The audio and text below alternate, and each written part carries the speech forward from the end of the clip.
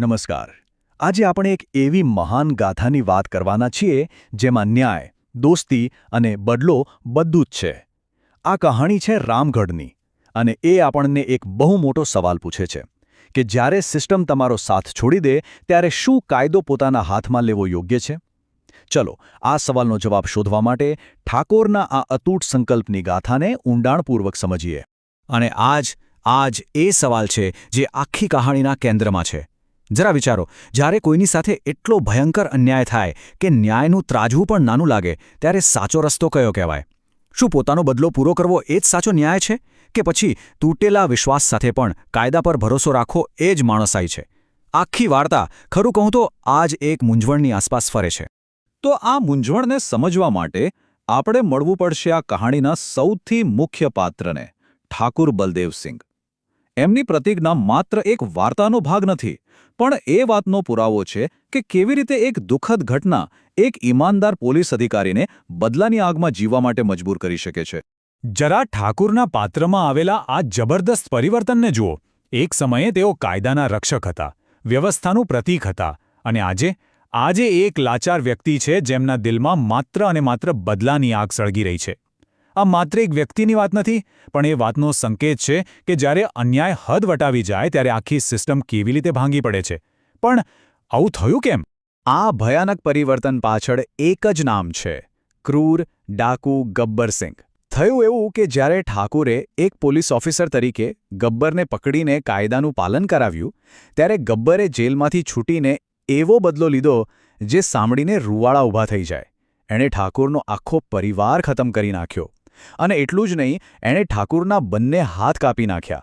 એ જ હાથ જે કાયદાનું રક્ષણ કરતા હતા. અહીંથી જે સવાલ ઊભો થાય છે કે શું દુનિયાનો કોઈ કાયદો આવા ઘા પર મલમ લગાવી શકે? અને બસ આ જ પીડાએ ઠાકુરના બદલાની આગને જન્મ આપ્યો. આટલું મોટું નુકસાન વેઠ્યા પછી ઠાકુર એક બહુ જ અલગ રસ્તો અપનાવે છે. તે કાયદા પાસે નથી જતો. કદાચ કાયદા પરથી એમનો વિશ્વાસ જ ઉઠી ગયો હતો. એટલે પોતાનો બદલો લેવા માટે એક યોજના બનાવે છે. અને નવાઈની વાત તો એ છે કે એમને આશાનું કિરણ એવા લોકોમાં દેખાય છે જેઓ પોતે જ કાયદો તોડવા માટે જાણીતા છે. બે નાના મોટા ગુનેગારોમાં. ઠાકુરનો પ્લાન એમની મજબૂરી અને ચતુરાઈ બંને બતાવે છે. એમને ખબર હતી કે સિસ્ટમમાં રહીને ગબ્બરને સજા અપાવવી લગભગ અશક્ય છે. એટલે એ સિસ્ટમની બહાર નીકળે છે. એમને યાદ આવે છે બે જૂના ગુનેગારો, જય અને વીરુ. એ એમને બોલાવે છે અને પૈસાની ઓફર કરીને ગબ્બરને જીવતો પકડવાનો સોદો કરે છે. આ એક બહુ જ મહત્વનો વળાંક છે, કારણ કે અહીં કાયદાનો રક્ષક પોતે જ કાયદાની મર્યાદા ઓળંગીને ન્યાય મેળવવા નીકળ્યો છે. તો જય અને વીરુ રામગઢ પહોંચે છે, અને એમના આવવાથી ગામના માહોલમાં એક નવો જ રંગ ઉમેરાય છે. એક તરફ ગબ્બરનો સતત ભય હતો, પણ બીજી બાજુ એ જ ભયની વચ્ચે પ્રેમ અને જિંદગી પણ ધીમે ધીમે પાંગરી રહી હતી. જેમ કે વાત કરીએ ચુલબુલા વીરુ અને ગામની બોલકી ટાંગાવાળી બસંતીની.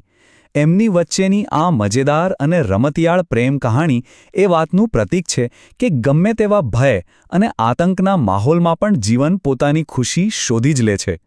આ કહાણી વાર્તાના ગંભીર માહોલને થોડો હળવો બનાવે છે. અને બીજી તરફ એકદમ શાંત અને ગંભીર જય અને ઠાકુરની વિધવા પુત્રવધુ રાધા વચ્ચે એક મૌન સંબંધ બંધાય છે. આ સંબંધમાં શબ્દો નથી, પણ એકબીજાની પીડા સમજવાની ઊંડી સમજ છે. તે આપણને બતાવે છે કે દુઃખ પણ બે લોકોને જોડી શકે છે, જે ગબ્બરની ક્રૂર દુનિયાથી બિલકુલ અલગ છે. પણ આ બધી ખુશીઓ વચ્ચે ગબ્બરનો ખતરો ઓછો નહોતો થયો. એ વારંવાર ગામ પર હુમલા કરતો રહેતો હતો. અને પછી એક એવો સમય આવ્યો જ્યારે જય અને વીરુની અતૂટ દોસ્તીની સૌથી મોટી અને કદાચ અંતિમ કસોટી થઈ. ગબ્બર સાથેના એક ભયંકર સંઘર્ષમાં જય પોતાના દોસ્ત વીરુનો જીવ બચાવવા માટે પોતાનો જીવ આપી દે છે. આ માત્ર મિત્રતાનું બલિદાન નહોતું, આ વાર્તાનો સૌથી મોટો ટર્નિંગ પોઈન્ટ હતો. અહીંથી બદલાની લડાઈ હવે ઠાકુરની સાથે સાથે વીરુની અંગત લડાઈ બની જાય છે. જયના મોતથી વીરુ ભાંગી પડે છે. એનું દુઃખ હવે ભયંકર ગુસ્સામાં ફેરવાઈ જાય છે. હવે આ લડાઈ માત્ર ઠાકુરની નથી રહી, આ લડાઈ વીરુની પોતાની બની ગઈ છે. સવાલ એ છે કે શું તે મિત્રના મોતનો બદલો લેવા માટે કોઈ પણ હદ પાર કરી જશે? શું તે પોતે જ કાયદો બની જશે? અને બસ અહીંથી આપણે પહોંચીએ છીએ કહાણીના અંતિમ ચરણમાં, ક્લાઇમેક્સ પર, જ્યાં બદલો અને કાયદા વચ્ચેનો સંઘર્ષ ચરમસીમાએ છે. અહીં રામગઢના ભવિષ્યનો અને ન્યાયનો અંતિમ નિર્ણય થવાનો હતો. પોતાના જીગરજાન દોસ્તના મોતનો બદલો લેવાની આગમાં સળગતો વીરુ એકલો જ ગબ્બર અને એની આખી સેનાનો સામનો કરે છે.